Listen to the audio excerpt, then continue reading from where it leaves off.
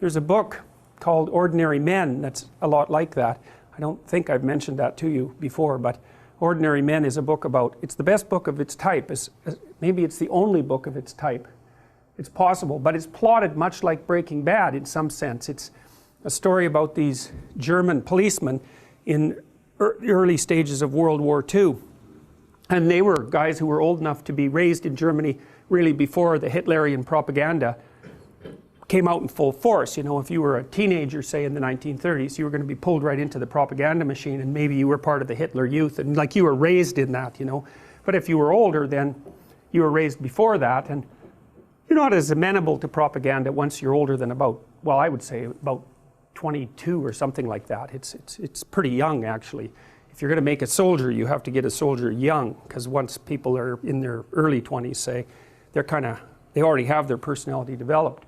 Anyways, these policemen were sent into Poland after the Germans marched through, and you know, it was wartime, and there was this hypothesis in Germany that the Jews in particular were operating as a fifth column and undermining the German war effort, because of course the Germans blamed the Jews and a variety of other people for actually setting up the conditions that made the war necessary. And so when the police were sent into Poland, they were also required to make peace, roughly speaking. And so they started out by rounding up all the Jewish men between 18 and 65 and gathering them in stadiums and then shipping them off on the trains. But that isn't where they ended. They ended in a very, very dark place. I mean, these guys were going out in the field with naked pregnant women and shooting them in the back of the head by the end of their training.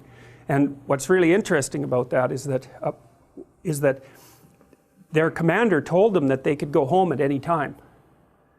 So this is not one of those examples of people following orders. And the reason they didn't, roughly speaking, there's many reasons, but one of the reasons they didn't is because they didn't think it was comradely, so to speak, to leave the guys they were working with to do all the dirty work and run off.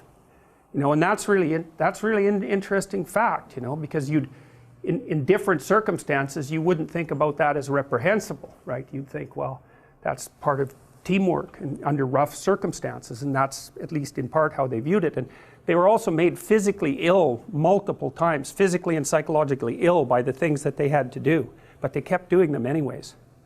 So it's one step at a time, and that's the thing, is that you end up in very bad places one step at a time, so you've got to watch those steps.